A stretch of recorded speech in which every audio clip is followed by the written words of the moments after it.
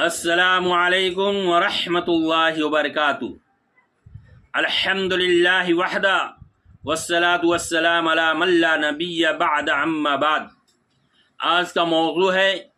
اللہ تعالیٰ کی عبادت ہمیں آخری موت تک کرنی ہے۔ محترم سامعین کرام، بعض لوگ رمضان المبارک میں تو عبادت کرتے ہیں، 5 وقت کی نماز کی پابندی بھی کرتے ہیں، قرآن مجید کی تلاوت کرتے ہیں، ذکر اللہ سے اپنی زبان کو تر رکھتے ہیں، دعائیں کرتے ہیں اور صدقہ و خیرات میں بھی بڑھ چڑھ کر حصہ لیتے ہیں، لیکن جو ہی رمضان المبارک کا مہینہ گزرتا ہے ان میں سے کئی عبادات کو ترک کر دیتے ہیں، چھوڑ دیتے ہیں، یہاں تک کہ 5 فرض نمازوں میں بھی غفلت اور سستی برتتے ہیں۔ اور یہ طرز عمل بالکل غلط ہے، کیونکہ جو اللہ ماہ رمضان کا رب ہے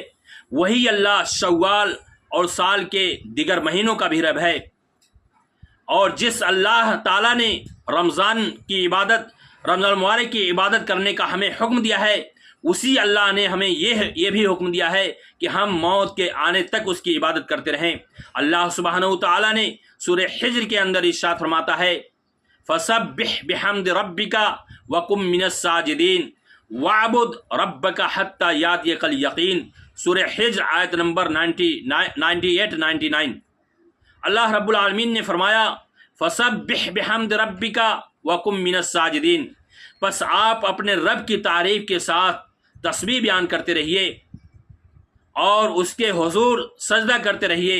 وَاعْبُدْ رَبَّكَ حَتَّى يَأْتِيَكَ الْيَقِينُ، اور اپنے رب کی عبادت کرتے رہیے اور یہاں تک کہ آپ کو موت آ جائے۔ ان آیت مبارکہ میں اگرچہ خطاب حضرت محمد صلی اللہ علیہ وسلم کو ہے، لیکن جہاں یہ حکم آپ صلی اللہ علیہ وسلم کے لیے ہے وہاں آپ صلی اللہ علیہ وسلم کی امت مسلمہ کے لیے بھی ہے، لہٰذا امت مسلمہ کو چاہیے کہ وہ اللہ تعالیٰ کی عبادت پر ثابت قدم رہیں اور اس کی عبادت میں کبھی انحراف نہ آنے دیں۔ جیسا کہ حضرت عائشہ رضی اللہ عنہ بیان کرتی ہیں کہ کانا احب الدین الیہ ما داوم علیہ صاحبہ، صحیح بخاری حدیث نمبر 43 اور صحیح مسلم حدیث نمبر 785۔ حضرت عائشہ رضی اللہ عنہ بیان کرتی ہیں کہ نبی کریم صلی اللہ علیہ وسلم کو وہی عمل سب سے زیادہ محبوب تھا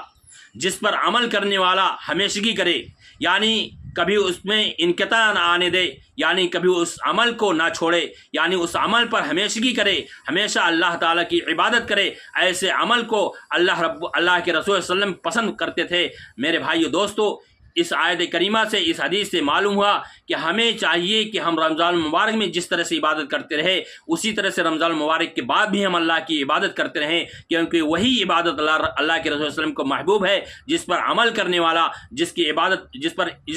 عبادت پر عمل کرنے والا ہمیشگی کرے۔ اللہ تعالیٰ سے دعا ہے کہ اللہ رب العالمین ہمیں اللہ تعالیٰ کی عبادت کرنے کی توفیق عطا فرمائے اور آخری موت تک اس کی عبادت کرنے کی توفیق عطا فرمائے، اور ہم تمام